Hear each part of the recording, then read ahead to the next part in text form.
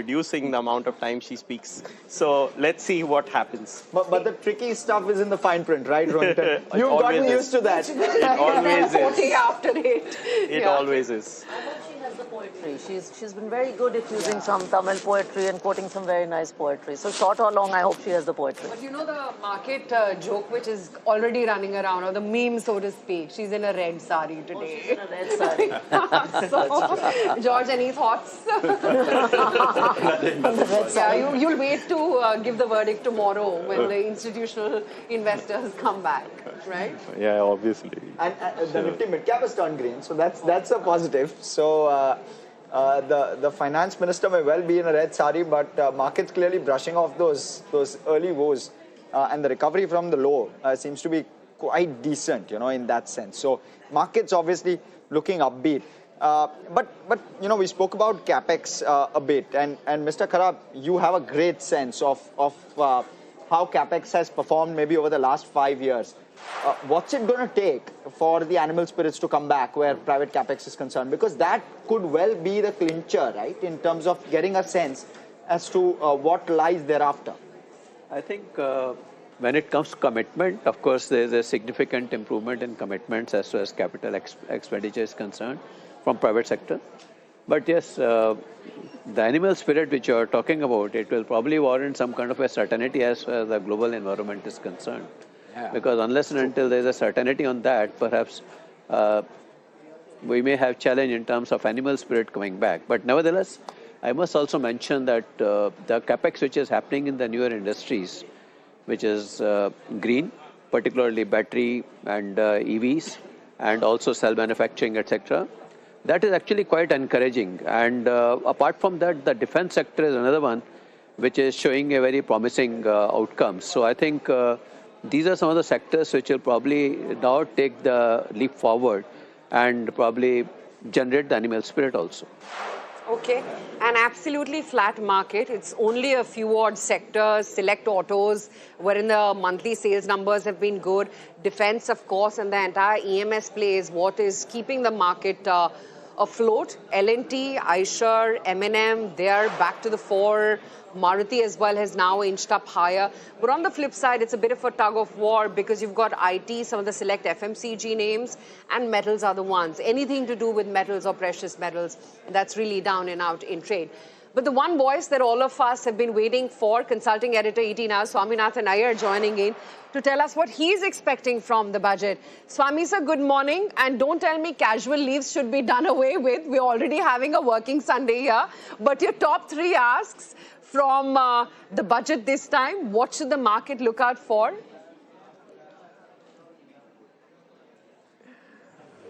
Well, I'd say that, this is, I hope this is a tough budget. That is, as they say, there is an election cycle where the first budget is a very soft one because you just won it. The last one has to be full of freebies because the election is coming. So the third budget, the one in between, is the time to get tough. And as I've said on many occasions, I think the one thing that you can really get tough on is the fertilizer subsidy. It is the one big missing reform in all this time. And Mr. Modi has talked about reform and various other things. Well, why are you not reforming the fertilizer subsidy? So I do hope that she will make a start in that. I also hope that, lots of people think the fiscal deficit, she'll reduce it to 4.2. I would like her to make an attempt to get it down even further. We have a very long way to go before we can get our debt to GDP ratio down to the desired 40% target that we're having right now. It's like 56% right now, long way to go.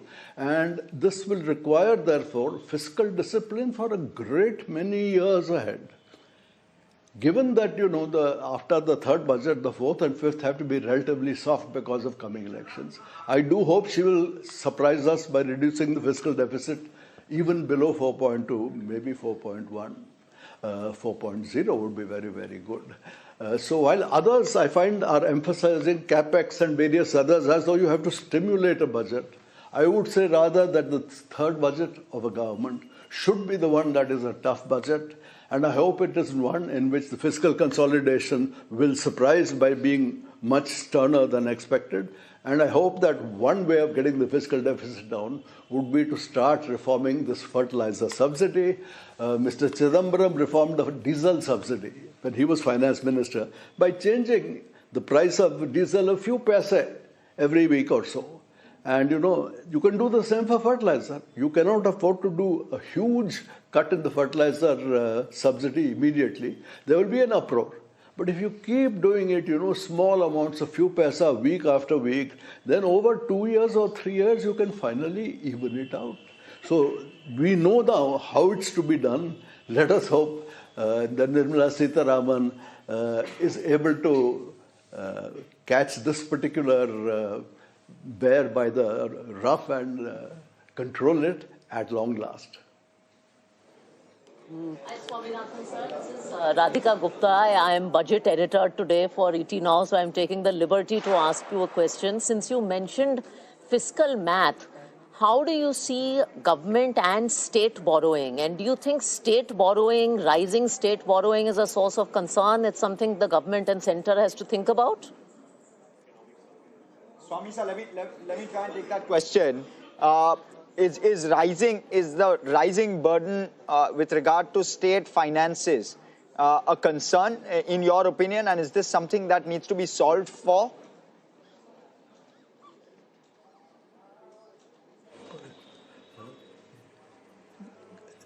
We reduce gradually.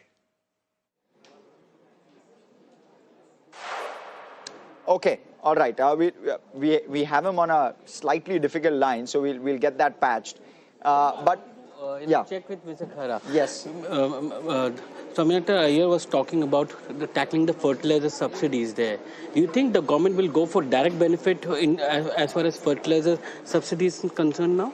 That could be an option which can perhaps be explored. To my mind, when it comes to ensuring that it goes to the right hands, and also the leakages in the subsidies could be avoided. Perhaps we have seen in the past also, DBT has proved to be a very successful option. Maybe it can be looked into. And that would be, George, it would be a good thing for fertilizer companies.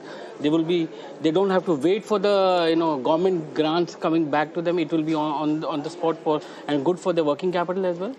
If you look at the agrochemical companies have been going through a tough time in the last few years. Last 3.5-4 years. So definitely any agri push, anything related to the state government easing of their finances, because the budget deficit from states have been going up, and which eases in any shape or form can be very positive for these sectors. Do we have Swami sir back with us, Swaminathan Iyer? Okay, not yet. We'll wait by for him. Just looking at the markets, nothing at all really. Not moving much. It's the usual suspects. Your BEL, CG Power, Crompton, Keynes. Hudco has moved up about almost 3% or so. Tata Motors PV, after those monthly sales numbers, that's tinched up about almost 2.25% as we speak. ONGC, of course, is holding out very well. Sajid, you were mentioning the rationale why. L&T, Reliance, etc. is looking good. George, irrespective of what happens in the budget or not, is the market screaming value in pockets right now after the underperformance? Forget what will happen in the budget. Absolutely. If you look at Nifty 50, we have been telling our investors, if you see Nifty 50 companies relative to the mid and small cap, it is trading at a 2-decade low valuations. Yeah. So because, FIs have been exiting Nifty 50 companies, or they are selling off aggressively, and the mutual fund inflows have been significantly concentrated on the mid and small cap space. So there is a gap which has been created. In my last 25 years of WorkX, I have not seen this kind of disparity in the valuation. And, Nifty 50 as a pocket of value looks screaming to me relative to the mid and small cap. Radhika, would you also tend to agree with that? Or do you believe that this bout of underperformance we've seen within the Nifty small and mid cap basket actually offers an opportunity to us? So I think the top, George mentioned the Nifty 50. I actually think the Nifty Junior segment, which is the next 50 stocks, and of course a lot of them have metals heavyweights as well. But it's been a laggard for a very, very long time. Yes. So that offers value. I also think the mid-cap segment tends to get a lot of hate, but Now that's 33,000 crore to 1 lakh crore market cap companies. And if you look at earnings disappointments, mid-caps have been the least disappointing. They've actually done the best job on the earnings front. So I think the 50 to 200 company point actually is a very, very interesting point today. Okay. Swami sir, I'll go back to the question that we posed, or rather that Radhika posed. I'll go on behalf of you, Radhika.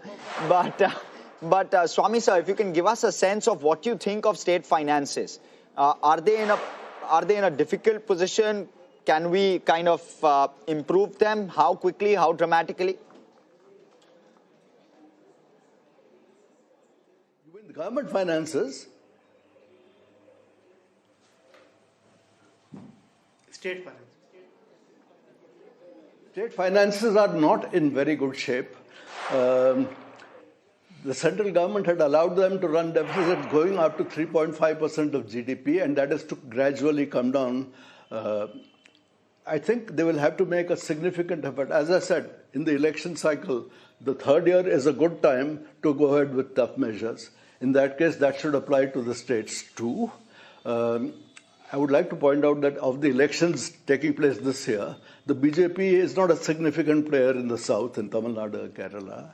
It is almost definitely going to win in Assam, and I suspect almost certainly going to lose in West Bengal. In these kinds of circumstances, I don't think the budget has to worry about wooing people in the elections. It probably will not do so. So in these circumstances, can you tighten up on the state finances? Can you tell them, well, you need to try and get it down to 3% of GDP? I think the answer is you must try in this direction. The political economy is just right for this. This is the correct year for tightening the screws, for reducing both the central fiscal deficit and making it clear to the states that they cannot continue at 3.5% forever, and they do need to come down to 3%. Okay, on that note, that's the countdown hour. Within seconds from now, we will have the budget speech begin. It's 11 a.m. already. This is the Super Sunday that we'd all been waiting for, the 11 a.m. speech. And let's see what the finance minister has to deliver. We're already getting the live visuals now from the parliament, where she's going to present the budget shortly from now. Okay, very interesting. You can have those live visuals. Vitt Mantri Srimati Nirmala Sitharaman ji. Item number 1. Item number 1. Sir, with your permission, I rise to lay on the table a copy each of the following papers, Hindi and English versions, under Article 281 of the Constitution, report for 2026 to 2031, Volume 1, main report of the 16th Finance Commission. 2. Report for 2026-2031, Volume 2, Annexures of the 16th Finance Commission. Number 3, explanatory memorandum as to the action taken on the recommendations contained in the above report. Item number 2, Maanyaja Vitt Mantri Nirmala Sitharaman ji.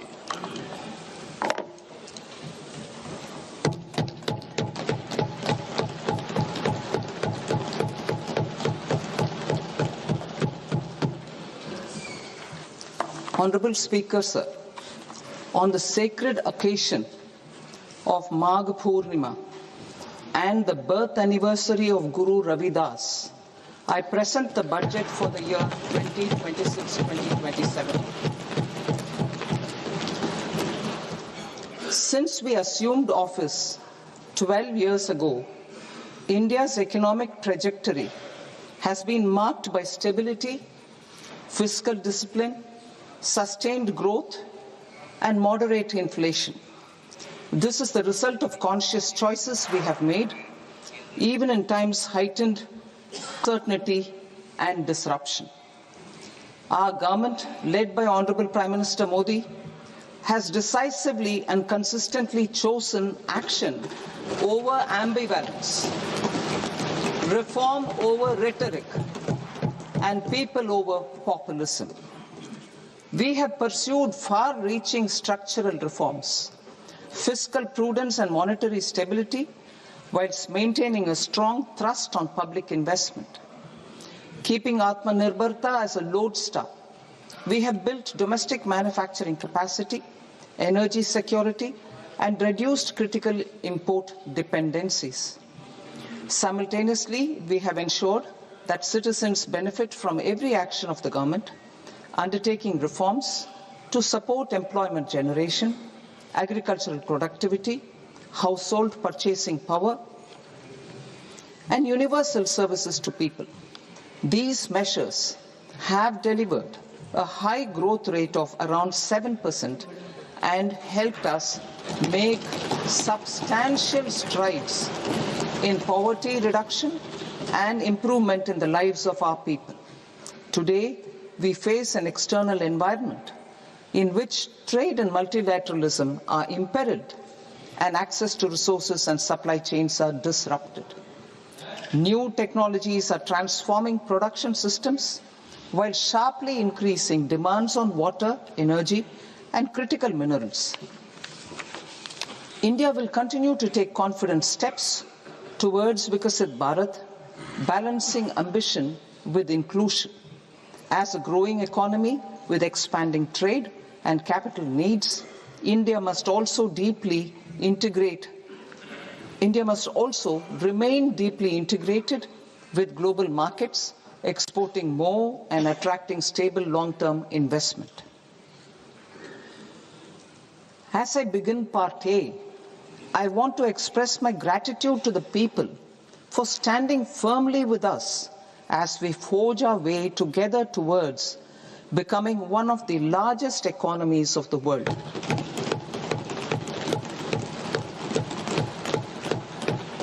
Our aim is to transform aspiration into achievement and potential into performance as we ensure that the dividends of growth reach every farmer, the scheduled caste, the scheduled tribes, the nomads, the youth, the poor, and the women. In Vikasit Bharat Young Leaders Dialogue 2026, several innovative ideas were shared with our Prime Minister, which have inspired many of the proposals, making this a unique Yuva Shakti-driven budget. Our government's sankalp is to focus on our poor, underprivileged, and the disadvantaged. To deliver on this sankalp, and given that this is the first budget prepared in Kartavya Bhavan, we are inspired by three Kartavya. Our first Kartavya is to accelerate and sustain economic growth by enhancing productivity and competitiveness and building resilience to volatile global dynamics. Our second Kartavya is to fulfill aspirations of our people and build their capacity, making them strong partners in India's path to prosperity.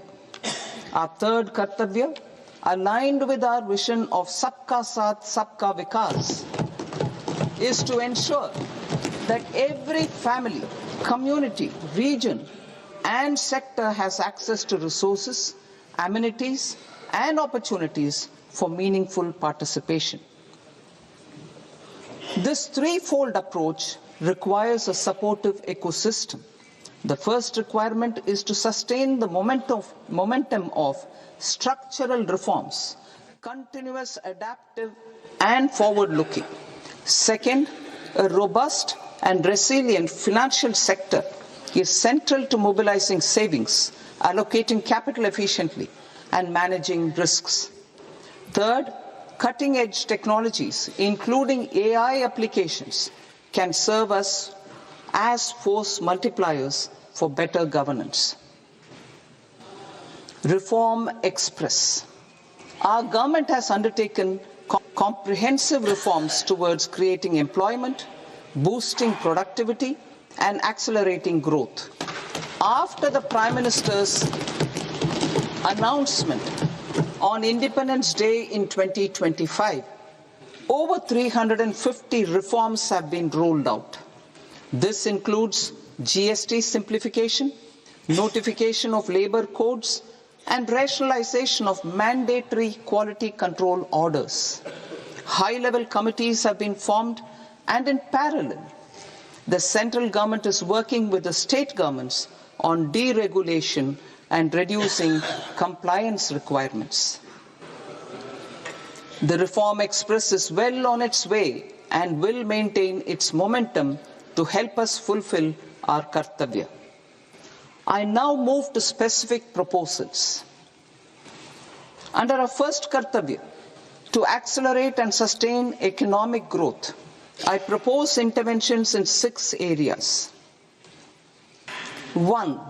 Scaling up manufacturing in 7 strategic and frontier sectors. 2. Rejuvenating legacy industrial sectors. 3. Creating champion MSMEs. 4. Delivering a powerful push for infrastructure. 5. Ensuring long-term security and stability. And 6. Developing city economic regions. Scaling up of manufacturing in 7 strategic and frontier sectors. Biopharma Shakti, meaning biopharma strategy for health advancement through knowledge, technology, and innovation. India's disease burden is observed to be shifting towards non-communicable diseases like diabetes, cancer, and autoimmune disorders. Biologic medicines are key to longevity and quality of life at affordable costs. To develop India as a global biopharma manufacturing hub,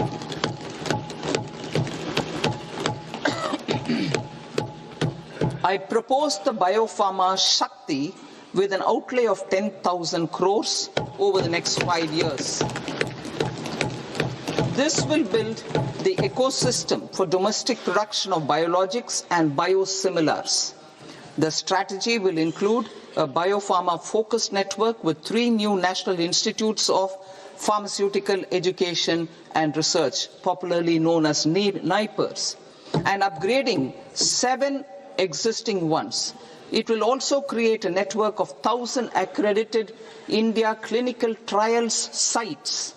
We propose to strengthen the Central Drug Standard Control Organization to meet global standards and approve timeframes through approval timeframes through a dedicated scientific review cadre and specialists. India's semiconductor mission 1.0 expanded India's semiconductor capabilities. Building on this, we will launch ISM 2.0 to produce equipment and materials, design full-stack Indian IP, and fortify supply chains. We will also focus on industry-led research and training centers to develop technology and skilled workforce. The Electronics Components Manufacturing Scheme, launched in April 2025, with an outlay of 22,919 crores, already has investment commitments at double the targets. We propose to increase the outlay to 40,000 crores to capitalize on this momentum.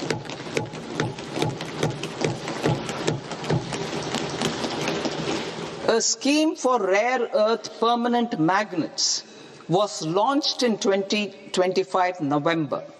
We now propose to support the mineral-rich states of Odisha, Kerala, Andhra Pradesh, and Tamil Nadu to establish dedicated rare earth corridors to promote mining, processing, research, and manufacturing. To enhance domestic chemical production and reduction import dependency and reduce import dependency, we will launch a scheme to support states in establishing 3 dedicated chemical parks through challenge route on a cluster-based plug-and-play model. Strong capital goods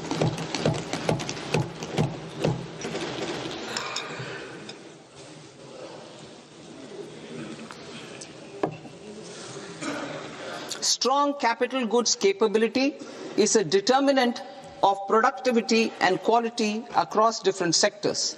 Towards building this capacity, I propose the following. High-tech tool rooms will be established by central public sector enterprises at 2 locations as digitally enabled automated service bureaus that locally design, test and manufacture high-precision components at scale and at lower cost. 2. A scheme for enhancement of construction and infrastructure equipments will be introduced to strengthen domestic manufacturing of high value and technologically advanced CIE. This can range from lifts in a multi-storied apartment or firefighting equipment in multiplexes, large or small, and to tunnel boring equipments for building metros and high-altitude roads. I also propose a scheme for container manufacturing to create a globally competitive container manufacturing ecosystem with a budgetary allocation of 10,000 crores over a 5-year period.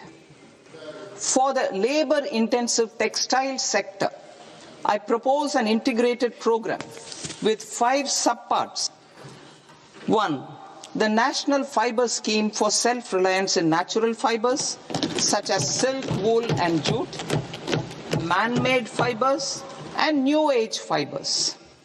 Textile expansion and employment scheme to modernize traditional clusters with capital support for machinery, technology upgradation, and common testing and certification centers. 3. The National Handloom and Handicraft Program to integrate and strengthen existing schemes and ensure targeted support for weavers and artisans. Tex Eco Initiative to promote globally competitive and sustainable textiles and apparels. Samarth 2.0 to modernize the upgrade the textile skilling ecosystem through collaboration with industry and academic institutions. Further, I propose to set up mega textile parks in challenge mode. They can also focus on bringing value addition to technical textiles. I propose to launch the Mahatma Gandhi Gram Swaraj initiative to strengthen khadi, handloom and handicrafts. This will help in global market linkage and branding.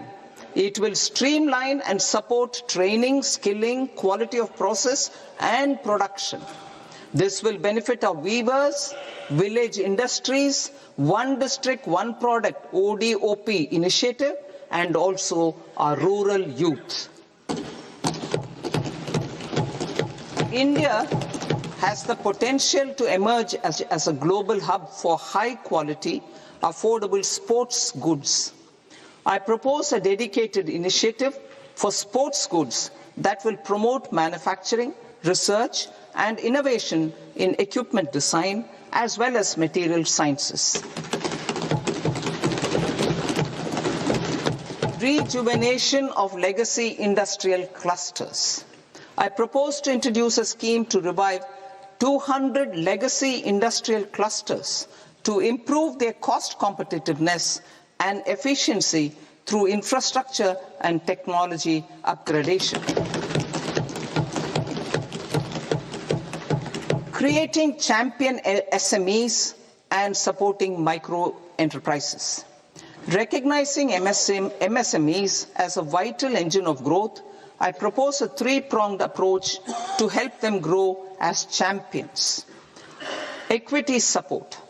I propose to introduce a dedicated 10,000 crores SME growth fund to create future champions, incentivizing enterprises based on select criteria. I also propose to top up the Self-Reliant India Fund set up in 2021 with 2,000 crores to continue support to micro enterprises and maintain their access to risk capital. Liquidity support. With TREDS, more than 7 lakh crore has been made available to MSMEs. To leverage its full potential, I propose 4 measures. 1. Mandate TREDS as the transaction settlement platform for all purchases from MSMEs by CPSEs, serving as a benchmark for other corporates. 2. Introduce a credit guarantee support mechanism through CGT-MSE for invoice discounting on TREDS platform. 3. Link GEM with TREDS for sharing information with financiers about government purchases from MSMEs, encouraging cheaper and quicker financing. 4. Introduce TREDS receivables as asset-backed securities, helping develop a secondary market, enhancing liquidity and settlement of transactions. Professional support. Government will facilitate professional institutions such as the ICAI, ICSI, ICMAI to design short-term modular courses and practical tools to develop a cadre of corporate mitras, especially in Tier 2 and Tier 3 towns. These accredited para-professionals will help MSMEs meet compliance requirements at affordable costs. Infrastructure. During this past decade, our government has undertaken several initiatives for large-scale enhancement of public infrastructure, including through new financing instruments such as Infrastructure Investment Trust (InvITs) and Real Estate Investment Trust (REITs), and institutions like NIIF and NABFID. We shall continue to focus on developing infrastructure in cities with over 5 lakh population, that is Tier 2, Tier 3 cities, which have expanded to become growth centers. Public capital expenditure has increased manifold from 2 lakh crore in 2014-15 to an allocation of 11.2 lakh crore in BE 25-26. In this coming year, that is financial year 2026-27, I propose to increase it to 12.2 lakh crores to continue the momentum. To strengthen the confidence of private developers regarding risks during infrastructure development and construction phase, I propose to set up an infrastructure risk guarantee fund to provide prudentially calibrated partial credit guarantee to lenders. Over the years, REITs have emerged as a successful instrument for asset monetization. I propose to accelerate recycling of significant real estate assets of the CPSEs through the setting up of dedicated REITs.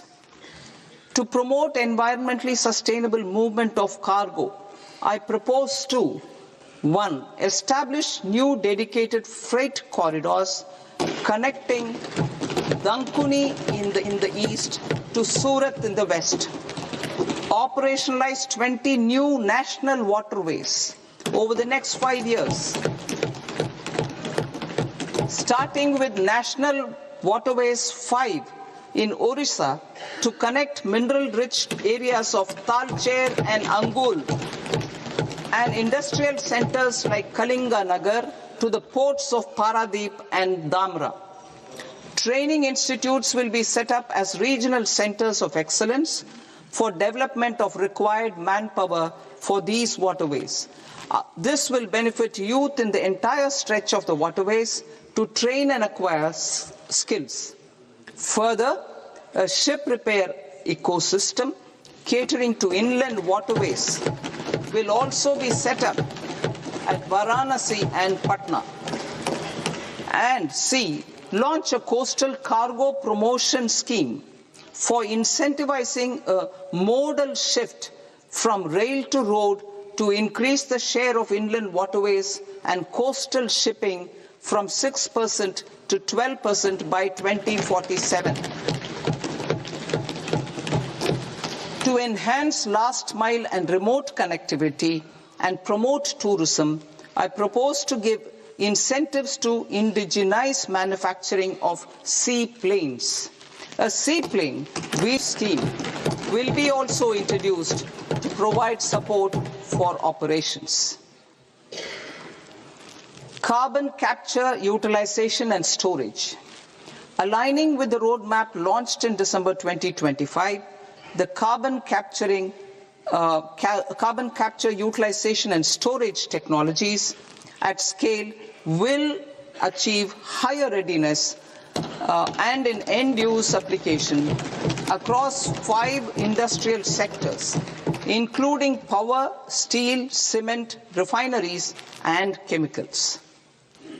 An outlay of 20,000 crore is proposed over the next 5 years for this purpose. City economic regions.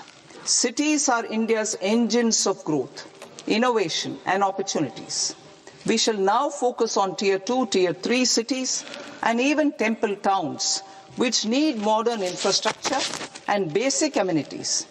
This budget aims to further amplify the potential of cities to deliver the economic power of agglomerations by mapping city economic regions based on their specific growth drivers. An allocation of 5,000 crore per CER over 5 years is proposed for implementing their plans through a challenge mode with a reform cum result-based financing mechanism. In order to promote environmentally sustainable passenger systems, we will develop 7 high-speed rail corridors between cities as growth connectors, namely Mumbai to Pune, Pune to Hyderabad, Hyderabad to Bengaluru, Hyderabad to Chennai, Chennai to Bengaluru, Delhi to Varanasi, Varanasi to Siliguri.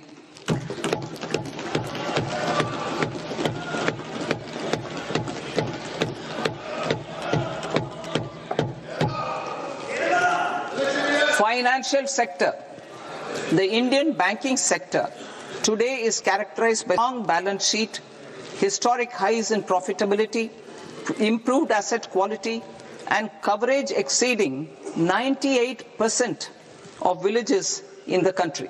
At this juncture, we are well placed to futuristically evaluate the measures needed to continue on the path of reform-led growth of this sector.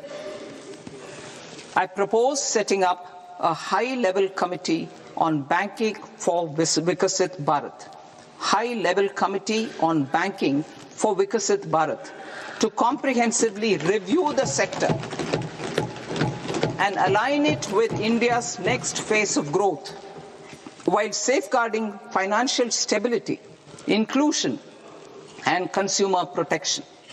The vision for NBFCs for Vikasit Bharat has been outlined with clear targets for credit disbursement and technology adoption in order to achieve scale and improve efficiency in the public sector NBFCs. As a first step, it is proposed to restructure the Power Finance Corporation and Rural Electrification Corporation.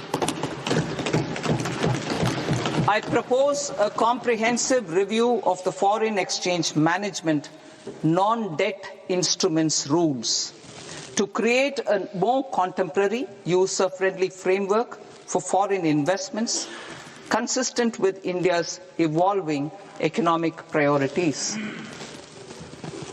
Corporate bond market. I propose to introduce a market-making framework with suitable access to funds and derivatives on corporate bond indices. I also propose to introduce total return swaps on corporate bonds. Municipal bonds.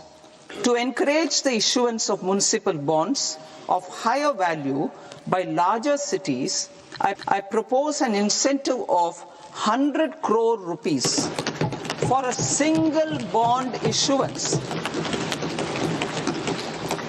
100 crore rupees for a single bond issuance of more than 1,000 crore. The current scheme under Amrit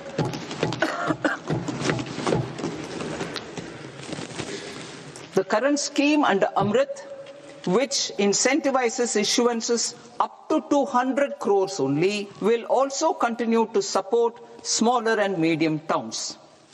That will also continue to support the smaller and medium towns.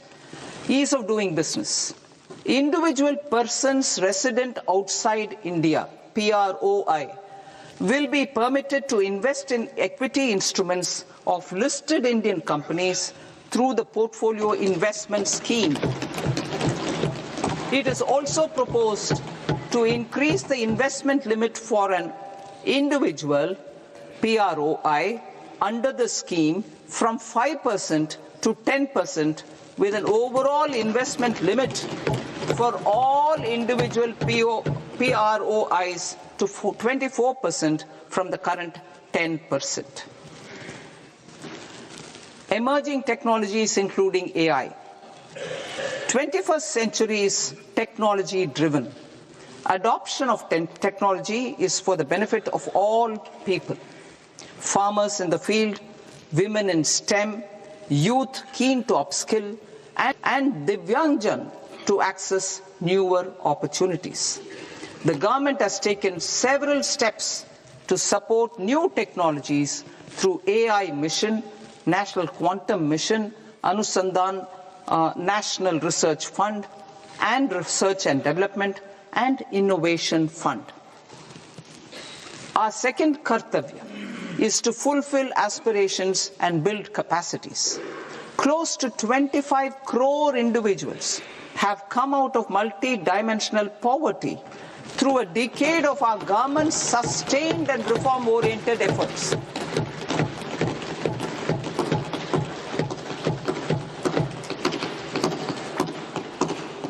Our government has therefore decided to place a renewed emphasis on the service sector to provide a pathway to fulfilling aspirations of a youthful India with the following measures. I propose to set up a high-powered Education to Employment and Enterprises Standing Committee to recommend measures that focus on services sector as a core driver of Vikasit Bharat. This will make us a global leader in services with a 10% global share by 2047. The committee will prioritize areas to optimize the potential for growth, employment, and exports. They will also assess the impact of emerging technologies, including AI, on jobs and skill requirements and propose measures thereof. To create a range of skilled career pathways, a new range of skilled career pathways for our youth, I propose interventions in the following sectors. Health. Existing institutions for allied health professionals will be upgraded and new AHP institutions established in private and government sectors. This will cover 10 selected disciplines, including optometry, radiology, anesthesia, OT technology, applied psychology and behavioral health, and add 1 lakh AHPs over the next 5 years. A strong care system covering geriatric and allied care services will be built. A variety of NSQF-aligned programs will be developed to train multi-skilled caregivers, combining core care and allied skills such as wellness, yoga, and operation of medical assistive devices. In the coming year, 1.5 lakh caregivers will be trained.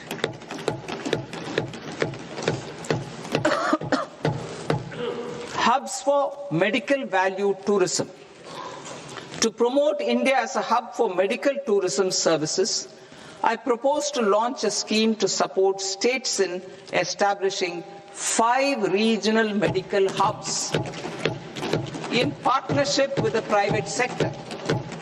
These hubs will serve as integrated healthcare complexes that combine medical, educational and research facilities. They will have Ayush centers, medical value tourism facilitation centers and infrastructure for diagnostics, post-care and rehabilitation. These hubs will provide diverse opportunities, job opportunities for health professionals, including doctors and AHPs. Ancient Indian yoga, already respected in several parts of the world, was given a mass global recognition when Honorable Prime Minister took it to the UN. Post-COVID, Ayurveda gained a similar global acceptance and recognition. Exporting quality Ayurveda products helps farmers who grow the herbs and youth who process the products. To meet growing global demand, a few more steps are being taken. I propose to 1. Set up 3 new All India Institutes of Ayurveda. 2. Upgrade Ayush pharmacies and drug testing labs for higher standards of certification ecosystem and make available more skilled personnel. 3. Upgrade the WHO Global Traditional Medicine Center in Jamnagar to bolster evidence-based research, training and awareness for traditional medicine. Animal husbandry. Livestock contributes to close to 16% of farm income, including of poor and marginal households.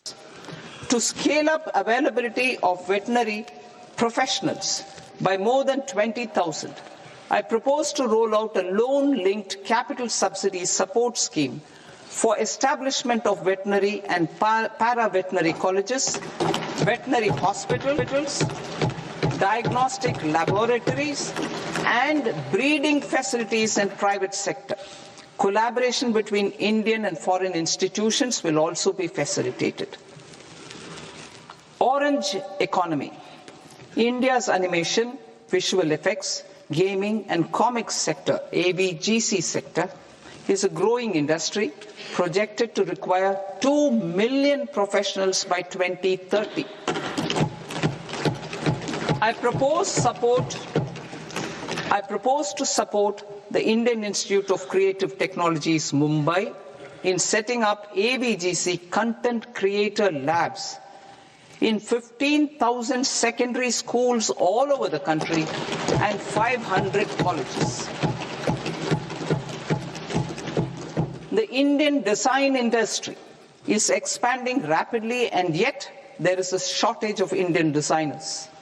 I propose to establish, through Challenge Route, a new National Institute of Design to boost design education and development in the eastern region of India.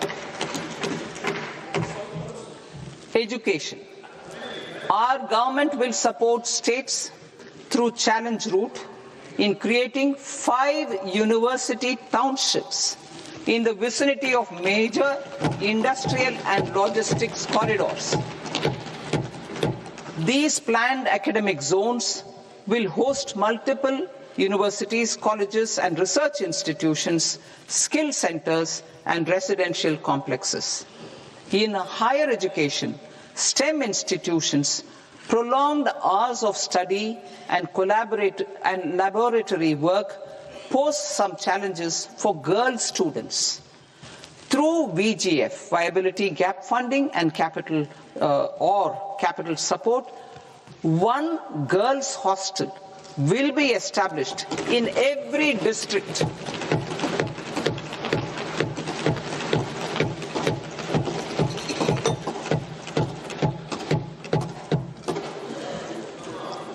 To promote astrophysics and astronomy, via immersive experiences. 4 telescope infrastructure facilities will be set up or upgraded. The National Large Solar Telescope, the National Large Optical Infrared Telescope, the Himalayan Chandra Telescope, and the Cosmos 2 Planetarium. Tourism. The tourism sector has the potential to play a large role in the employment generation, forex earnings, and expanding the local economy. I propose to set up a National Institute of Hospitality by upgrading the existing National Council for Hotel Management and Catering Technology. It will function as a bridge between academia, industry, and government.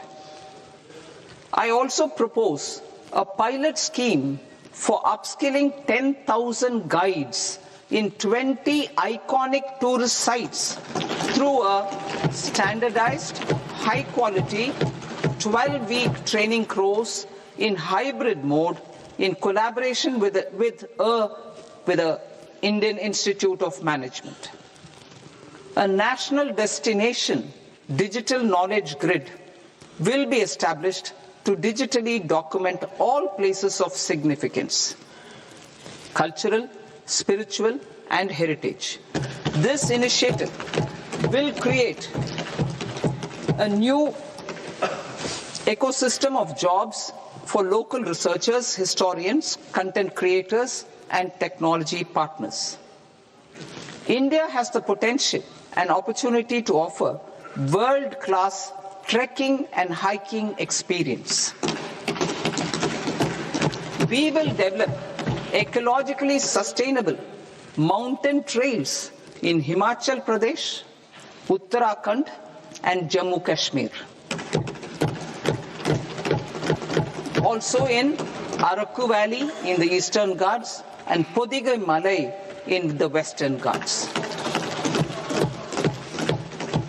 Turtle trails along key nesting sites in the coastal areas of Odisha, Karnataka, and Kerala. And 3 bird watching trails along the Pulikat Lake in Andhra Pradesh, Tamil Nadu. It's on the border. Under the visionary leadership of Honorable Prime Minister, we established the International Big Cat Alliance in 2024.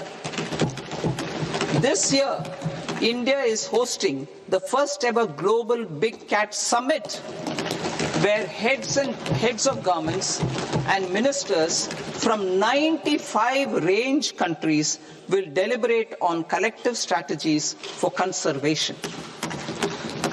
Heritage and culture tourism. I propose to develop 15 archaeological sites, including Lothal, Dholavira, Rakhi-Gadi, Adichanallu, Saranath, Hastinapur, and Leh Palace into vibrant experiential cultural destinations. Excavated landscapes will be open to the public through curated walkways. Immersive storytelling skills and technologies will be introduced to help conservation labs, interpretation centers, and guides. The sports sector provides multiple means of employment, skilling, and job opportunities. Taking forward the systematic nurturing of sports talent, which is set in motion through the Khelo India program earlier, I propose to launch a Khelo India mission to transform the sports sector over the next decade. The mission will facilitate an integrated talent development pathway supported by training centers, which are foundational, intermediate, and elite levels. B, systematic development of coaches and support staff. C, integration of sports science and technology. D, competitions and leagues to promote sports culture and provide platforms. And E, development of sports infrastructure for training and competition. Our third Kartavya aligns with our vision of Sabka Saath, Sabka Vikas towards Vikasit Bharat. This requires targeted efforts for 1. Increasing farmer incomes through productivity enhancement and entrepreneurship, with special attention to small and marginal farmers. B. Empowering Divyangjan through access to livelihood opportunities, training, and high-quality assistive devices. C. Empowering the vulnerable to access mental health and trauma care. D. Focus on the Purvodaya states and the Northeast region to accelerate development and employment opportunities. Fisheries. We will undertake initiatives for integrated development of 500 reservoirs and Amrit Sarovars. 2. Strengthen the fisheries value chain in coastal areas and enable market linkages involving startups and women-led groups together with fish farmer producer organizations. Animal husbandry. To provide quality employment opportunities in rural and peri-urban areas, we will support the animal husbandry sector in entrepreneurship development through A. A credit-linked subsidy program, B. Scaling up and modernization of livestock enterprises, C. Enhanced creation of livestock, dairy, and poultry. Enhanced creation of livestock, dairy, and poultry-focused integrated value chains, and D. Encourage creation of livestock farmer producer organizations. High-value agriculture. To diversify farm outputs, increase productivity, enhance farmers' incomes, and create new employment opportunities, we will support high-value crops such as coconut, sandalwood, cocoa, cashew in the coastal areas, agar trees in northeast, and nuts such as almonds, walnuts, and pine nuts in our hilly regions. All of them will be supported.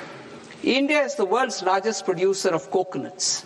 About 30 million people, including nearly 10 million farmers, depend on coconuts for their livelihood.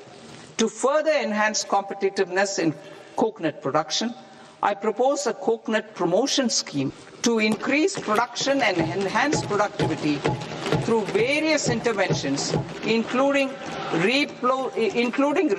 replacing and non-productive trees with new saplings or plants or varieties in major coconut growing states. A dedicated program is proposed for Indian cashew and cocoa to make India self-reliant in raw cashew and coconut production and processing, enhance export competitiveness, and transform Indian cashew and Indian cocoa into premium global brands by 2030. Sandalwood. Sandalwood is closely linked to India's social and cultural heritage.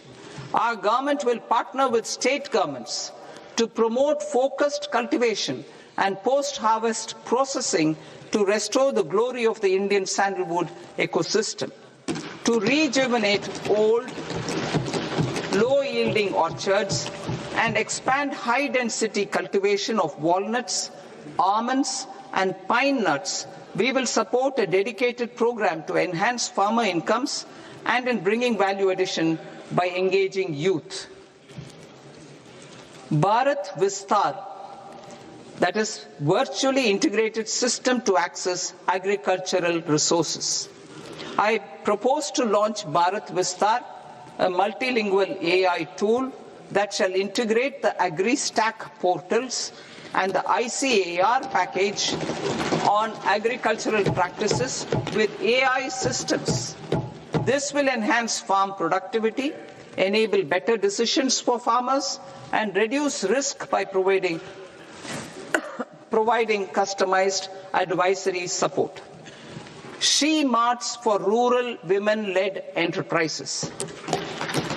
Building on the success of Lakpati Didi program, I propose to help women take the next step from credit-linked livelihoods to being owners of enterprises.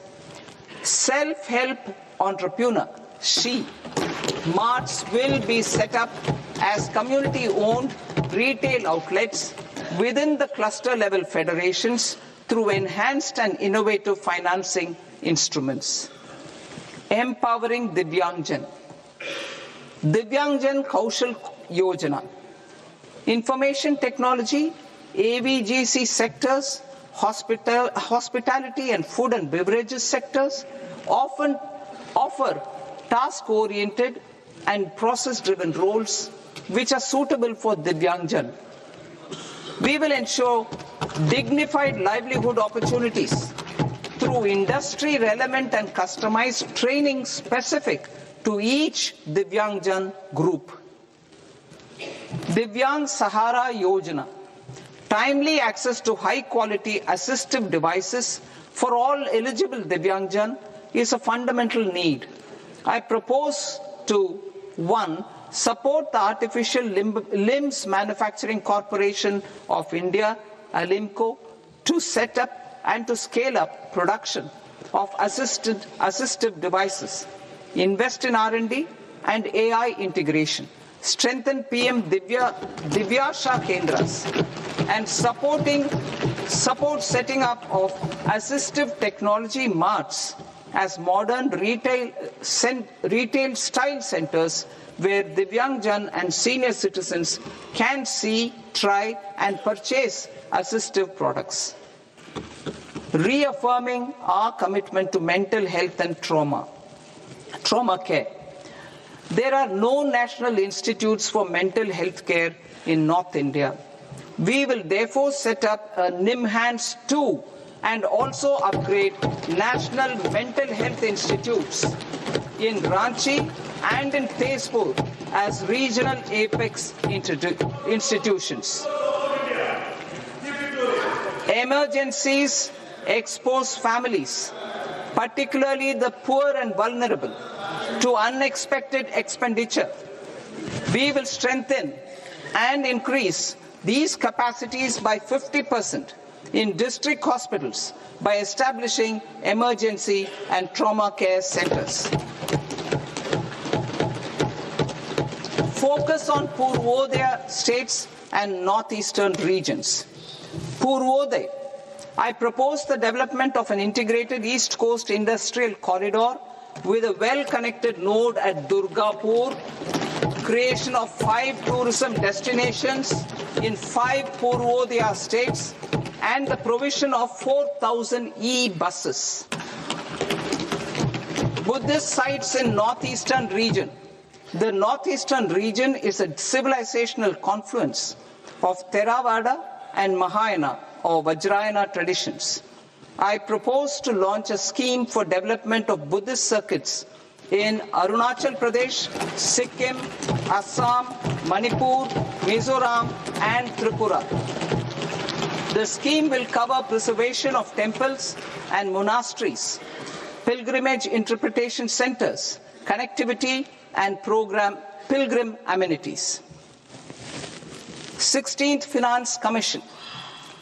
On 17th November 2025, the 16th Finance Commission submitted its report to the President. As mandated under Article 281 of the Constitution, the government is to lay the report along with the explanatory memorandum on the action taken on the recommendations of the Commission in Parliament, which, Sir, Honourable Speaker, you've allowed me to do at the commencement of the session. The government has accepted the recommendation of the Commission to retain the vertical share of devolution at 41%. As recommended by the Commission, I have provided 1.4 lakh crores of rupees to the states for the year 2026-2027 as Finance Commission grants. These include rural and urban local body and disaster management grants. Fiscal consolidation. Government has been delivering on our fiscal commitments consistently without compromising on social needs. To strive towards accepted standards of fiscal management in Budget 25-26, I had indicated that the central government would target reaching a debt to GDP ratio of 50 plus or minus 1% by 2030-31. In line with this, the debt to GDP ratio is estimated to be 55.6% of GDP in BE 26-27, compared to 56.1% of GDP in RE 25-26. Declining debt to GDP ratio will gradually free up resources for priority sector lending and expenditure by reducing the outgo on interest payments. One of the main operational instruments for debt targeting is the fiscal deficit. I am happy to inform this august House that I fulfilled my commitment made in 2021-2022 to reduce fiscal deficit below 4.5% of GDP by 25-26. In RE 25-26, the fiscal deficit has been estimated at par with BE of 2025-26 at 4.4% of GDP. In line with the new fiscal prudence path of debt consolidation, the fiscal deficit in BE 26-27 is estimated to be 4.3% of the GDP.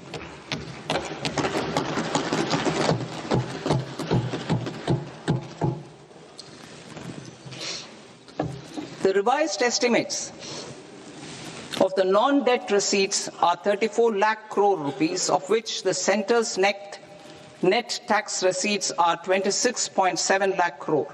The revised estimate of the total expenditure is 49.6 lakh crore rupees, of which the capital expenditure is about 11 lakh crores. Budget estimates 2026 to 2027. Coming to 26-27, the non-debt receipts and the total expenditure are estimated as 36.5 lakh crore and 53.5 lakh crore respectively. The centre's net tax receipts are estimated at 28.7 lakh crore rupees.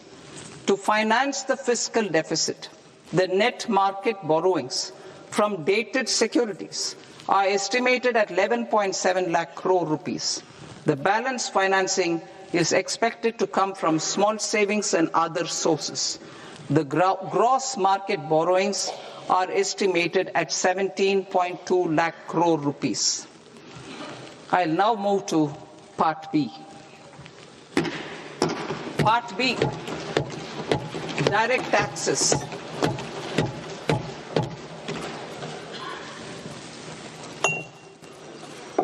Honorable Speaker, sir, I now present my proposals on direct taxes.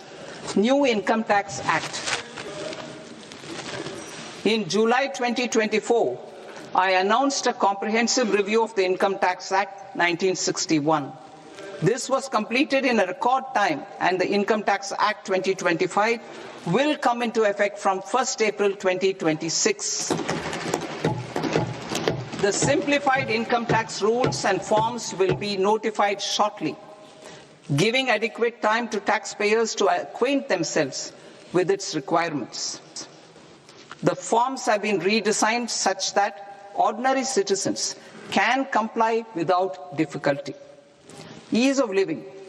I propose that any interest awarded by the Motor Accident Claims Tribunal to a natural person will be exempt from income tax, and any TDS on this account will be done away with.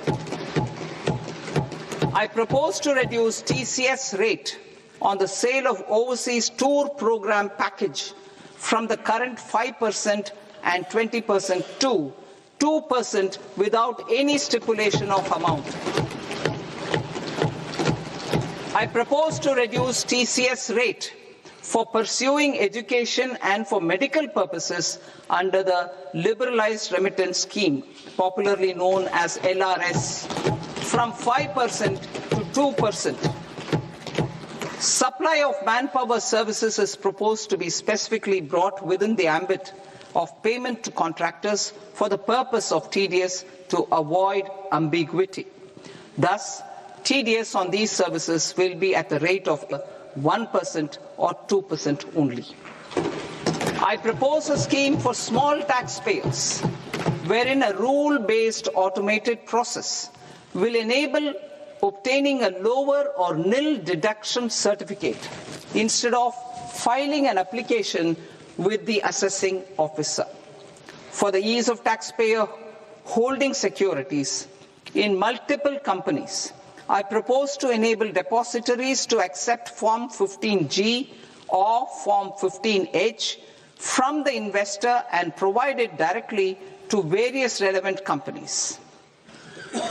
I propose to extend time available for revising returns from 31st December to up to 31st March with the payment of a nominal fee. I also propose to stagger the timeline for filing of tax returns. Individuals with ITR 1 and ITR 2 returns will continue to file till 31st July, and non-audit business cases or trusts are proposed to be allowed time till 31st August. TDS on sale of immovable property by a non-resident is proposed to be deducted and deposited through resident buyers and his or her PAN-based challan instead of requiring a TAN, which is a temporary number. To address practical issues of small taxpayers like students, young professionals, tech employees, relocated NRIs, and such others, I propose to introduce a one-time 6-month foreign asset disclosure scheme for these taxpayers to disclose income or assets below a certain size. This scheme would be applicable for two categories of taxpayers, namely, A, who did not disclose their overseas income or assets, and B, who disclosed their overseas income and or paid due tax but could not declare the asset acquired. For category A, the limit of undisclosed income or asset is proposed to be up to 1 crore rupees. They need to pay 30% of fair market value of asset or 30% of undisclosed income as tax and 30% as additional income tax in lieu of penalty, and would thereby get immunity from prosecution. For category B, asset value is proposed to be up to 5 crore rupees. Here, immunity from both penalty and prosecution will be available with a payment of fee of 1 lakh rupees. Rationalizing penalty and prosecution. Multiplicity of proceedings are hindrance to the ease of doing business. I propose to integrate assessment and penalty proceedings by way of a common order for both. There will be no interest liability on the taxpayer on the penalty amount for the period of appeal before the first appellate authority, irrespective of the outcome of appeal process. Further, quantum of prepayment is being reduced from 20% to 10% and will continue to be calculated only on core tax demand. As an additional measure for reducing litigation, I propose to allow taxpayers to update their returns even after reassessment proceedings have been initiated, and an additional 10% tax rate over and above the rate applicable for the relevant year. The assessing officer will then use only this updated return in his proceedings. There is already a framework for immunity from penalty and prosecution in the cases of underreporting. I propose to apply this framework for immunity to misreporting too. However, in such a case, the taxpayer will need to pay 100% of the tax amount as an additional income tax over and above the tax and interest due. Penalties for certain technical defaults such as failure to get accounts audited, non-furnishing of transfer pricing report, and default in furnishing statement for financial transactions are proposed to be converted into fee.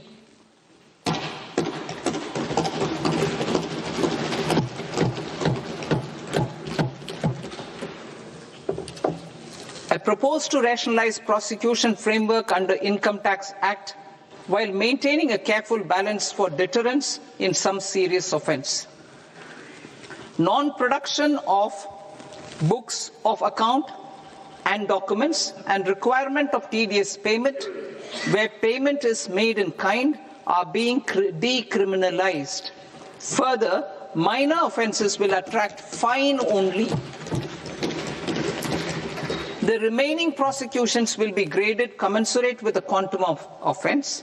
They will entail only simple imprisonment with maximum imprisonment reduced to 2 years and power to courts to convert even those into fines.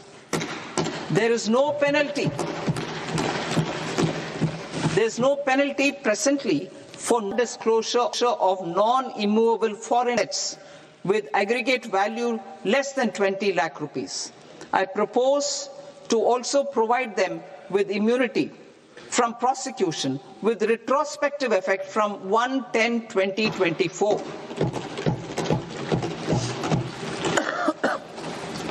Cooperatives. Deduction is already allowed to a primary cooperative society engaged in supplying milk, oilseeds, fruits or vegetables raised or grown by its members. I propose to extend this deduction to also include supply of cattle feed and cotton seed produced by its members. I propose to allow inter-cooperative society dividend income as deduction under the new tax regime to the extent it is further distributed to its members.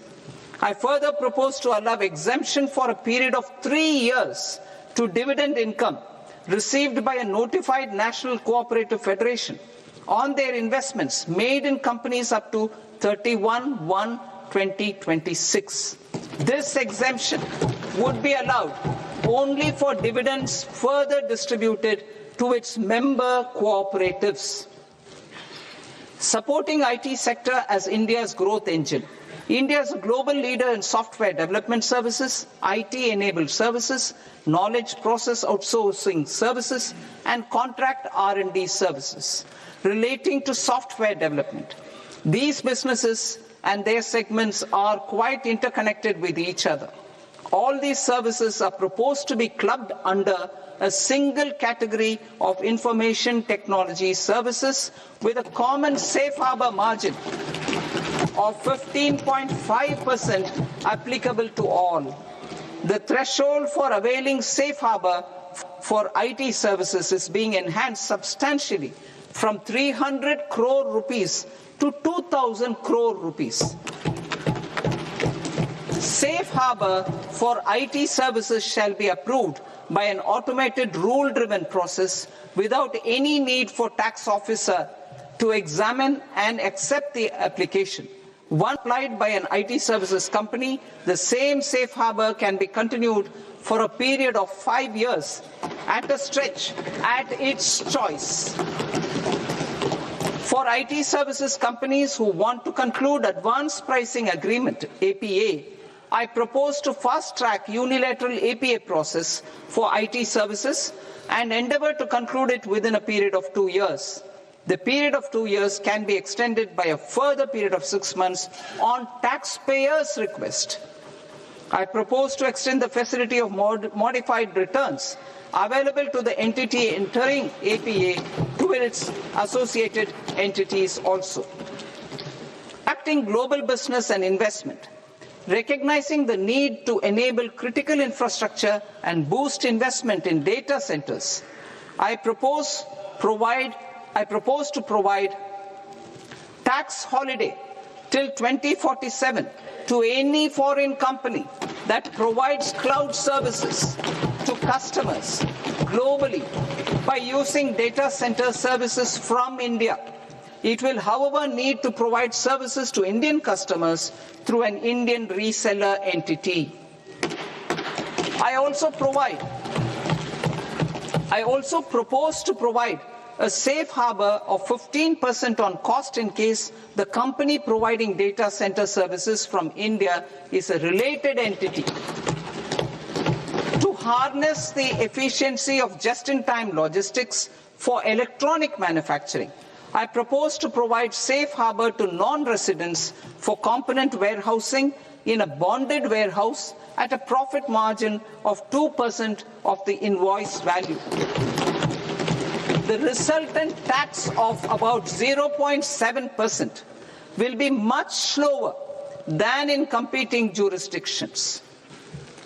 To provide fillip to toll manufacturing in India, I propose to provide exemption from income tax for 5 years to any non-resident who provides capital goods, equipment, or tooling to any toll manufacturer in a bonded zone.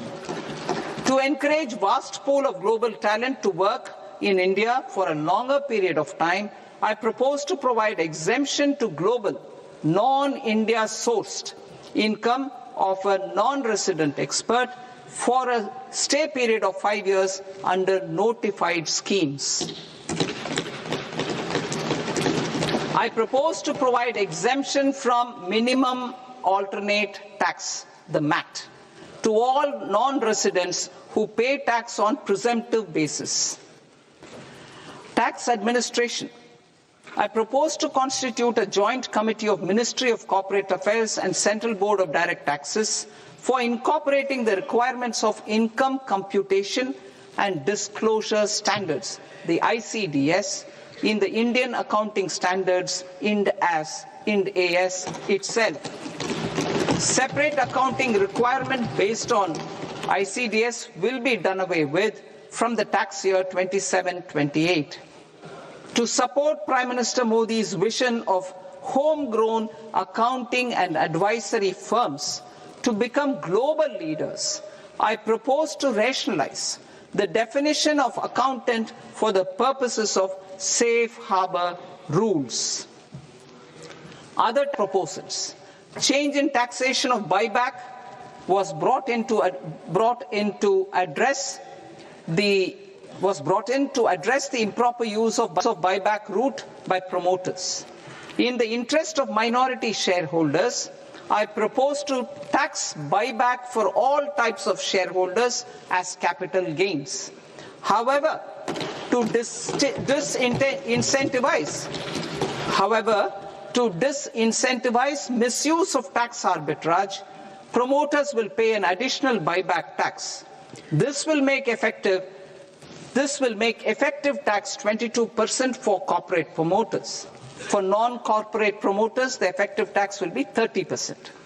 TCS rate for sellers of specific goods, namely alcoholic liquor, scrap, and minerals, will be rationalized to 2%, and that on tendu leaves will be reduced from 5% to 2%. I propose to raise the STT on futures to 0.05% from the present 0.02%. STT on options premium and exercise of options are both proposed to be raised to 0.15% from the present rate of 0.1% and 0.125% respectively. We reformed the taxation landscape for corporates in 2019 by providing them a simplified regime with lower tax rate so that they could productively focus on business rather than on claim of deductions and exemptions. To encourage companies to shift to the new regime, set off of brought forward MAT credit, minimum alternate tax credit, is proposed to be allowed to companies only in the new regime. Set off using available MAT credit is proposed to be allowed to an extent of 1/4 of the tax liability in the new regime. MAT is proposed to be made final tax. So there will be no further credit accumulation from 1st April 2026.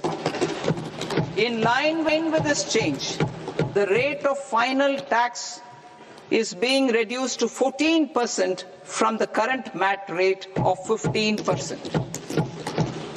The brought forward MAT credit of taxpayers accumulated till 30th March 2026 will continue to be available to them for set-off as above. Indirect taxes. I shall now take up proposals related to indirect taxes.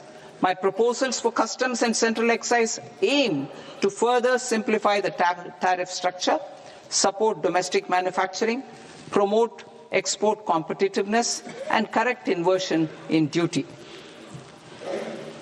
To continue weeding out long continuing customs duty exemptions, I propose to remove certain exemptions on items which are being manufactured in India or where the imports are negligible. Similarly, to further simplify the process of ascertaining the rate of duty applicable on a particular item, I propose to incorporate certain effective rates in various customs notifications to the tariff schedule itself. I shall now take up sector-specific proposals. Promotion of exports of marine, leather, and textile products. I propose to increase the limit for duty-free imports of specified inputs used for processing seafoods for export from the current 1% to 3% of FOB value of the previous year's export turnover. I also propose to allow duty-free imports of specified inputs, which is currently available for exports of leather or synthetic footwear, to exports of shoe uppers as well. I propose to extend the time period for export of final product from the existing 6 months to 1 year for exporters of leather or textile garments, leather or synthetic footwear, and other leather products. Energy transition and security. I propose to extend the basic customs duty exemption given to capital goods used for manufacturing lithium-ion cells for batteries to those used for manufacturing lithium-ion cells for battery energy storage systems also. I propose to exempt basic customs duty on import of sodium antimonate for use in manufacture of solar glass. Nuclear power. I propose to extend the existing basic customs duty exemption on imports of goods required for nuclear power projects till the year 2035 and expand it for all nuclear plants irrespective of their capacity. Critical minerals. It is proposed to provide basic customs duty exemption to the import of capital goods required for the processing of critical minerals in India. Biogas blended CNG. I propose to exclude the entire value of biogas while calculating the central excise duty payable on biogas blended CNG. Civil and defense aviation. I propose to exempt basic customs duty on components and parts required for the manufacture of civilian training and other aircrafts. It is proposed to exempt basic customs duty on raw materials imported for the manufacture of parts of aircraft to be used in maintenance, repair, or overall requirements by units in the defense sector. Electronics. To deepen value addition in the consumer electronics sector, I propose to exempt basic customs duty on specified parts used in the manufacture of microwave ovens. Special economic zone. To address the concerns arising about utilization of capacity by manufacturing units in the special economic zones due to global trade disruptions, I propose as a special one-time measure to facilitate sales by eligible manufacturing units in SEZs to the domestic tariff area at concessional rates of duty. The quantity of such sales will be limited to a prescribed proportion of their exports. Necessary regulatory changes will be undertaken to operationalize the measures while ensuring level playing field for the units working in the DTA. Ease of living. To rationalize the customs duty structure for goods imported for personal use, I propose to reduce the tariff rate on all dutiable goods imported for personal use from 20% to 10%. To provide relief to patients, particularly those suffering from cancer, I propose to exempt basic customs duty on 17 drugs or medicines. I propose also to add 7 more rare diseases for the purposes of exempting import duties on personal imports of drugs, medicines, and food for special medical purposes used in their treatment. Customs process. India's role and share in the global trade is poised for a major leap in line with our ambition and journey towards Vikasit Bharat. In this regard, I propose many measures for custom processes to have minimal intervention for smoother and faster movement of goods and greater certainty to the trade. Trust-based systems. I propose to enhance duty deferral period for Tier 2 and Tier 3 authorized economic operators, known as AEOs, from 15 days to 30 days. I propose to provide eligible manufacturer importers the same duty deferral facility. This should encourage them to get themselves accredited as a full-fledged Tier 3 AEO in due course. To provide greater certainty and for better business planning, I propose to extend validity period of advance ruling binding on customs from the present 3 years to 5 years. In the spirit of the whole of government approach,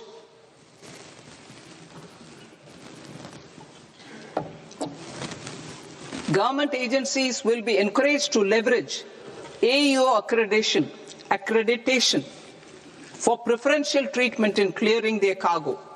Regular importers with trusted long-standing supply chains will be recognized in the risk system so that the need for verification of their cargo every time can be minimized.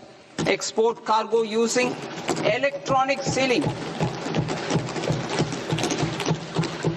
Export cargo using electronic sealing will be provided through clearance from the factory premises to the ship. For import of goods not needing any compliance, filing of bill of entry by a trusted importer and arrival of goods will automatically notify customs for completing their clearance formalities. This will enable goods to be released immediately on arrival. The customs warehouse framework will be transformed into a warehouse operator-centric system with a self-declarations, electronic tracking, and risk-based audit. These reforms will move away from the current system of officer-dependent approvals and reduce transaction delays and compliance costs. Ease of doing business. Approvals required for cargo clearance from various government agencies will be seamlessly processed through a single and interconnected digital window by the end of the financial year. Processes involved in clearance of food, drugs, plant, and animal and wildlife products, accounting for about 70% of interdicted cargo, will be operationalized on this system by April 2026 itself. For goods not having any compliance requirement, clearance will be done by customs immediately after online registration is completed by the importer, subject to the payment of duty. Customs integrated system will be rolled out in 2 years as a single integrated and scalable platform for all customs processes.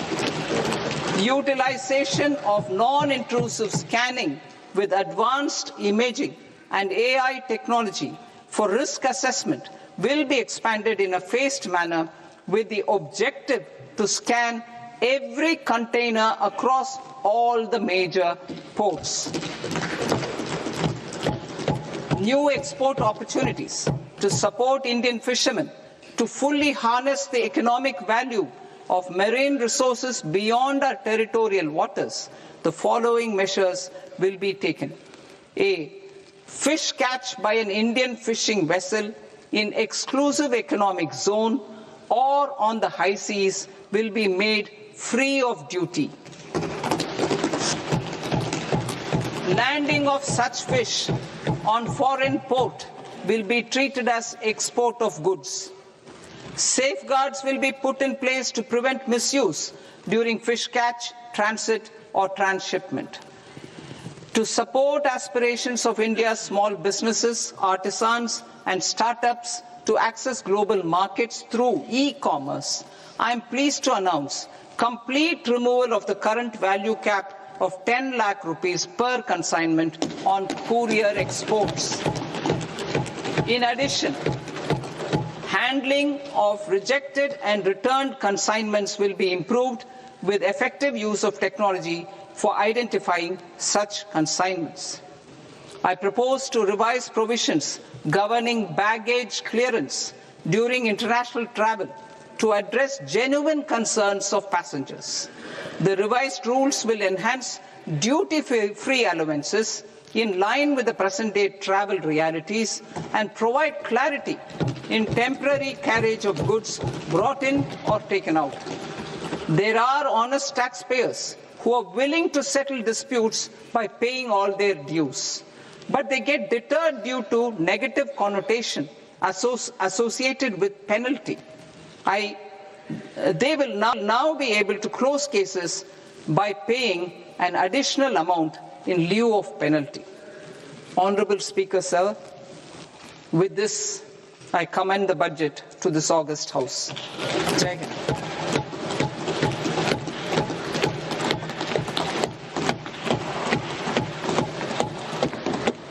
One and a half hours. Item number 3 माननीय वित्त मंत्री जी.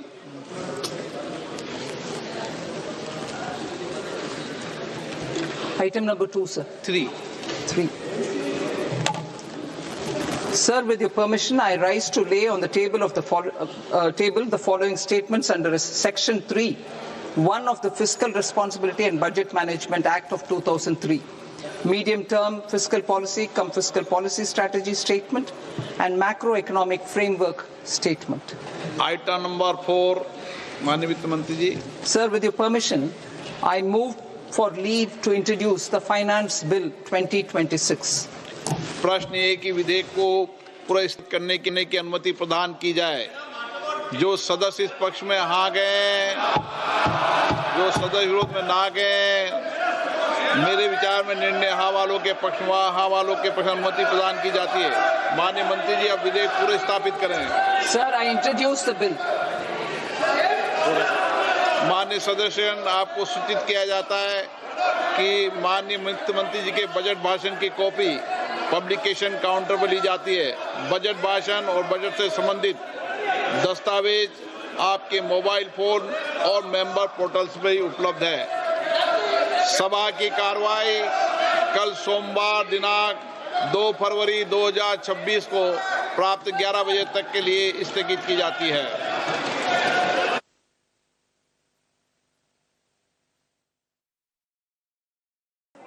That was the finance minister giving her budget speech. For the markets, it's a big disappointing budget. SCT being increased for futures and options. Of course, we have to go through the fine print of the budget before we are able to give you much more on various sectors, especially housing or any other allocation which has come in. But if I look at the top 10 for now, the Capex for FY27 is at 12.2 lakh crores versus 11 lakh crores for FY26. There is a special vehicle which has been looked at, which is the PSU real estate special REITs are expected. So many of the PSUs which are sitting on a lot of real estate assets can now monetize those assets through REITs there. There is a restructuring for PFC and REC which is expected, and it could be in form of a merger or any other structure which will come in. The finance minister has very clearly articulated the debt to GDP framework which she's looking at by 2021, which basically means that debt to GDP would be 50% plus or minus 1 by 2021, and for FY27 it's pegged at 55.6%. It's slightly higher than the street expectation of 55.2% there, but the fiscal deficit is pretty much in line at 4.3% versus 4.4% last year. There is also the 16th Finance Commission recommendation which has been accepted by the Finance Ministry. The centre will be sharing nearly 41% of the tax revenues with the states, which is in line with the 15th Finance Commission numbers there. There's an important thing for the data centers incentive, especially hyperscalers. There's a tax holiday coming up to 2047 for them, for any company which is providing cloud services. So the Googles and the Microsofts of the world will be happy with that, as long as it is provided through a data center in India and to the Indian companies there. So that's coming in. Relaxation in buyback. There's a stringent buyback norm which was there, which was taking buyback as a deemed dividend. That's been relaxed. Now the taxation will be as per capital gains. There is some taxation rules for promoters who are participating in the buybacks, which has been capped for corporate and non-corporate ones there. SCT, as I said, has been increased by 150% for futures, 50% for options trade, and you're going to see that major impact coming in on many of the capital markets players there, because the revenues are going to see a sharp hit there. And final... We're talking about capital markets. It's very important to highlight the capital market reaction. Yes, it's a Sunday. Yes, the volumes are low and dried up. But look at the reversal that you've seen in the equity markets. It's a 300-point fall that you're seeing on the Nifty alone. And to think of it, we were going absolutely flat at 11 a.m. into the budget speech. Other than select pharma, there is nothing that one can point out. And of course, PFC and a few EMS plays. There's nothing which is in the green right now. While metals, of course, was the weak link from the word go. The disappointment that there was no separate defense allocation coming in. That entire defense rally that we started off so beautifully into the budget has completely unwounded. BEL is now down 5%, and remember, up until 11 a.m. it was one of the top gainers on the Nifty, leading the Nifty up. SBI down 4%. Couple of the technology plays as well are lower. Shriram Finance down 3.5%. Bajaj Auto down 3%. Coal India down nearly 3%. Jio Finance down 2.5%. Tata Steel down 2.5%. Bajaj Finance down 1.5%. Eternal, Titan, Reliance is down 1%. L&T, and remember, L&T, Reliance were going strong into the budget, but completely turned tide. Even Tata Motors passenger vehicle, which reacted very positively to its monthly sales, that stock as well has seen some profit taking, and it's now lying in the red as we speak. Flattened out for HDFC Bank. M&M is down 1% right now. Cipla, ICICI Bank as well muted. It's only TCS which is barely holding its head above water. Max Healthcare, DRL, Sun Pharma and Kotak, which are the ones which are holding out. But let me take it across to Swaminathan Iyer, consulting editor, ET Now, the one voice we want to hear after every budget and hear his take. Swami sir, your take on the budget. It is an unremarkable budget. That perhaps you may say is not putting it strongly enough. But there were people who were expecting different kinds of things.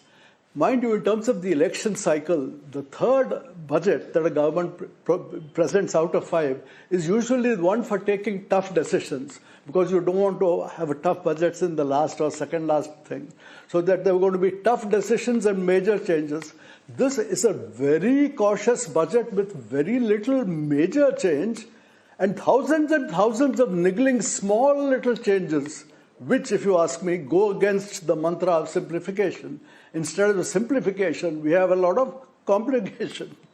The fiscal deficit is down from 4.4 to 4.3. Just about treading water. Again, very marginal, cautious, not doing anything dramatic. It would appear that there is a discouragement of buybacks of shares. Okay, that will be applicable to some of them. MAT down from 15% to 14%, a small little benefit to some people. But on the big picture, fundamentally, there is very little change in an unremarkable budget. It is one of very cautious continuity. They are continuing, on the big picture, we are continuing with whatever we have. They seem to say, look, we are already doing 7% growth, and there are a large number of headwinds globally. So let us not try anything exciting, and let us slowly and cautiously consolidate and have a budget that does not see any dramatic changes. I am always disappointed. I would say that since this is in the terms of the election cycle, this was a good year in order to do stiff things like steps towards abolishing the fertilizer subsidy, especially on urea. I mean, this is one really big area still crying out for reform, and nobody seems to have the guts to collar this particular one. But let us hope it will come in the future. I would say it's a wasted year, as far as my feelings are concerned, and I suspect the market will have a similar thing. That, in the big picture, we really don't see any change. The big picture remains one of kind of continuity. The difference between a 4.4% fiscal deficit and 4.3, the direction may be right, but the amount that you are actually doing in terms of consolidation, extremely small, not what I would have expected. So I would say that this is a cautious budget, an unremarkable budget, a budget focusing on continuity rather than significant change, lots of complication rather than simplification, and overall you might call it a budget, you could call it a budget from a government that believes that it's doing such a good job that it really does not need to do very much more. Swami, just to pick up on the point that you're, saying right now, what is leading to so much caution? Or is it more the sort of do nothing to damage it, do more of the same, keep the balance steady? Yes, and I think there is a case for it. You may say, look, if already we are doing 7% growth, we already have a situation where Mr. Duveri Subbarao and Ananta Nageshwaran, the chief economic advisor, both of them, and this is a point that I have been making in the past too, that for the last 25 years we have been averaging 6.5% GDP growth. There are signs that we may have now lifted to a higher level of 7%. So there's a case for saying, look, if the course we are on is already taking us to such a good level, why rock the boat? If it ain't broke, don't fix it.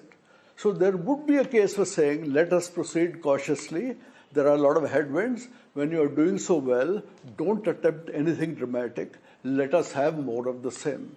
I understand that, but still I would have liked to see somewhat more aggressive fiscal consolidation, and I definitely would have liked to see some attempt to reduce this one big anomaly that stands out, the one unreformed part, which is the fertilizer subsidy.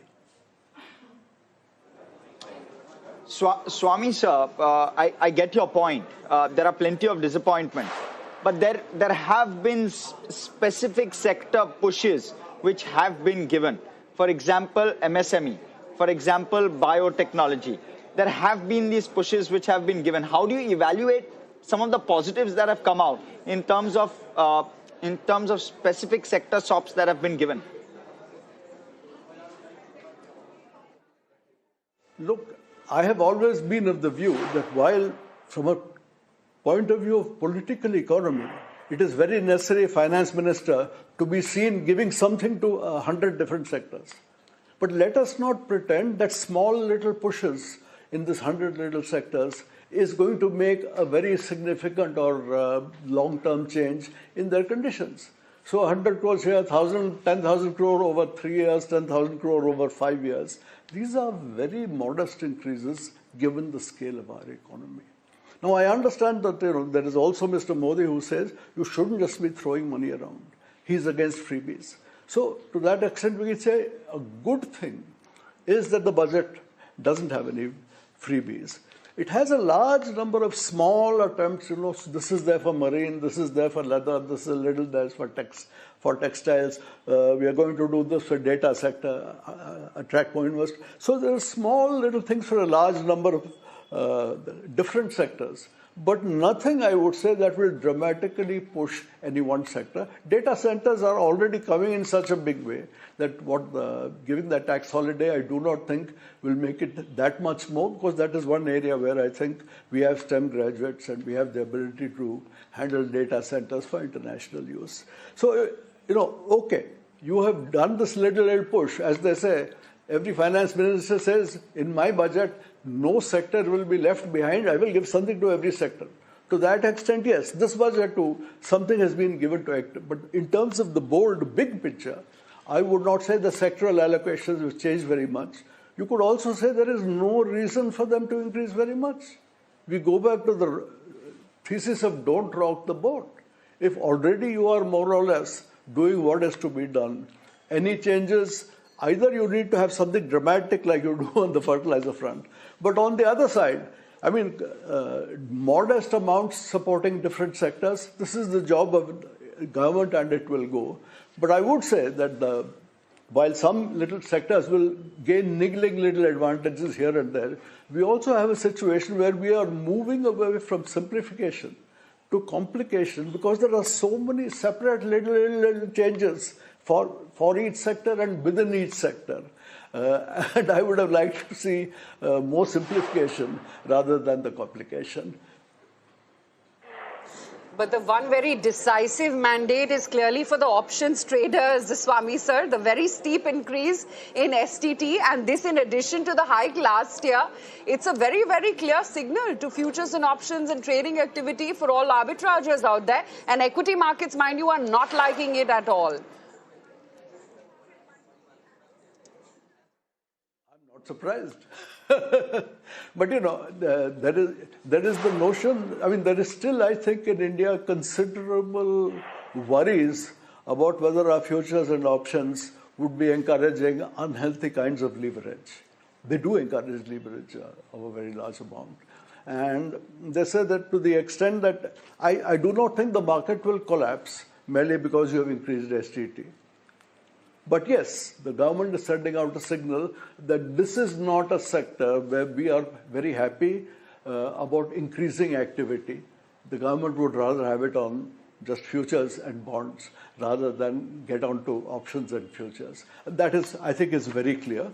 And I have no objection to it at this point. The trading volumes there are so relatively small by international standards. That manipulation that people worry about is possible from time to time.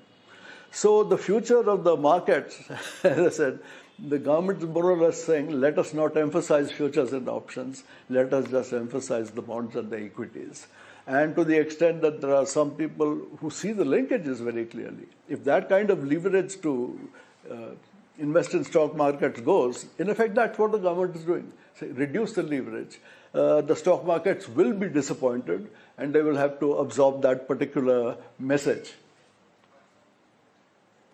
Swami sir, thank you so much for giving us that quick first take with regard to the budget. We will leave this conversation here. Thank you so much for that. All right. Let me also introduce the larger think tank panel who've just joined us. We have with us Rohington Sidhwa from Deloitte, Radhika Gupta, who is our budget editor, Mr. Dinesh Kumar Khara, who is former chairman of SBI, We also have with us George Joseph of ASK and Abhishek Parikh of Wari. All of them joining us. Let me start off with your first take, Mr. Khara, with regard to the budget. How are you viewing this? PSU banks, sir, are one of the bigger losers of the day. I'm not sure what the expectation was, but there may have been some expectation built in.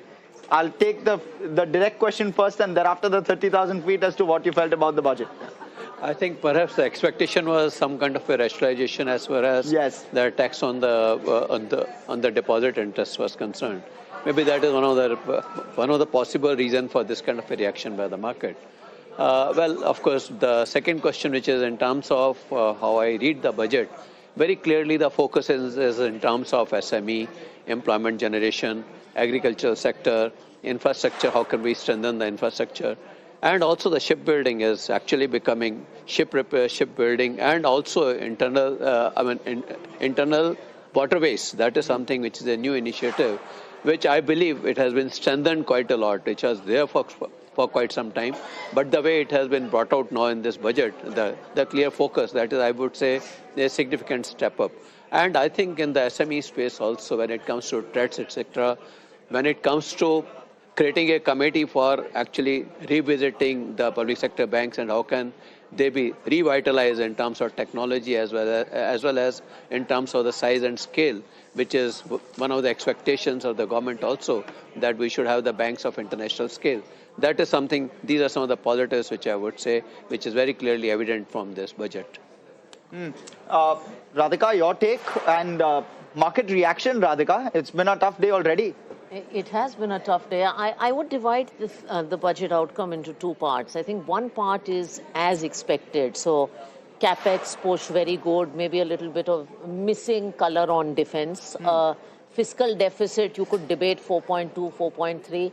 I think the push in new sectors on manufacturing was very, very good. And I think the push on employment and creative ways to think about employment in different sectors, whether it's medical, whether it's content creation, whether it's handloom, I think all of that is very good. I think the thing that is the other side and came out as a surprise is STT on FNO. I know you're all smiling. Of course, the government has been very clear about discouraging FNO participation, but I think it's worth hearing the larger impact on futures and options market liquidity, because it does become very expensive even for institutions, and we are one of them, to participate in FNO and FNO strategies. So I think that's going to have to be played out, and you're seeing how capital market stocks are reacting. So one part exactly as expected, one part a little bit of a surprise. George, markets obviously are not happy, but that's the first reaction. But in the larger scheme of things, considering that the already existing hike was hiked upon now this budget, it's going to lead to drying up of volumes. And like Radhika was pointing out, this will, further perhaps strain capital flows. The volumes have been drying for the last 1.5 months. If you see, the cash volumes already have been drying up. But, when I look at from this budget perspective, it is very clear that, the gross market borrowing is going to be higher, and which is going to put pressure on the bond yields.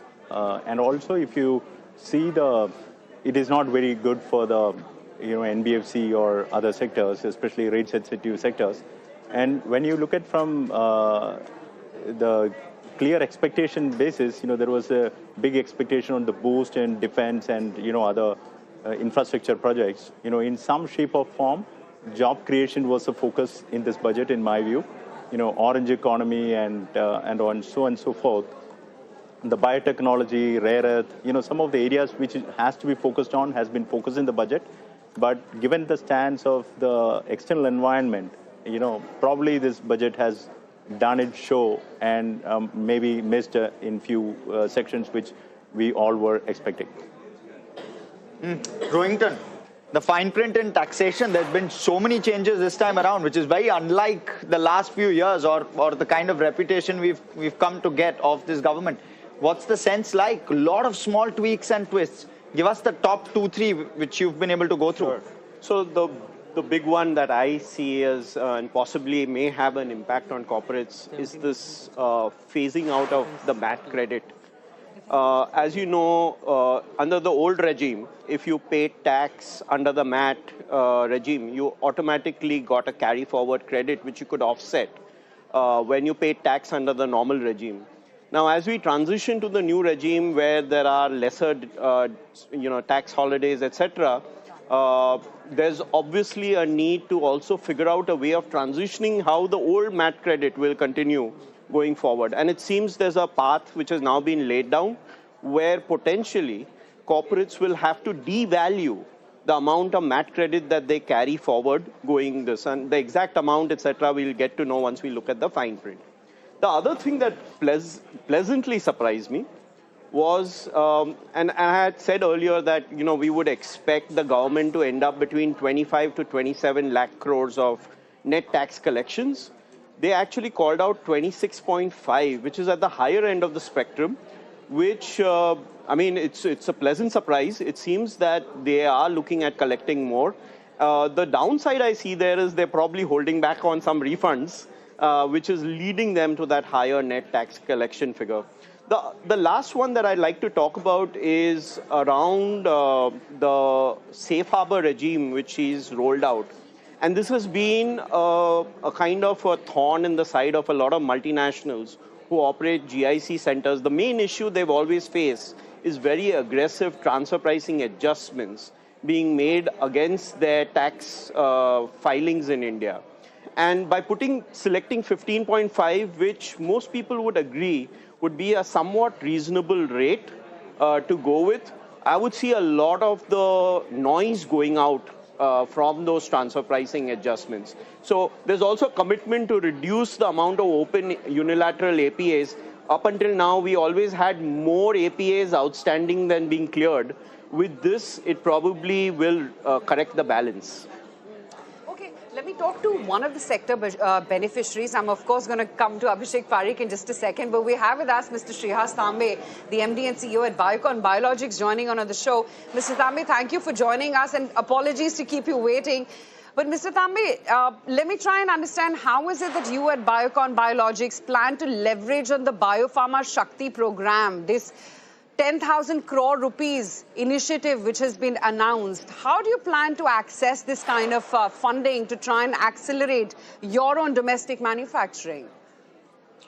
Yeah, I've been listening to the panel quite intently, and thank you for having me on your show. Clearly, there are mixed reactions to the budget. It's hard for making sure that everyone is happy with what's been provided for.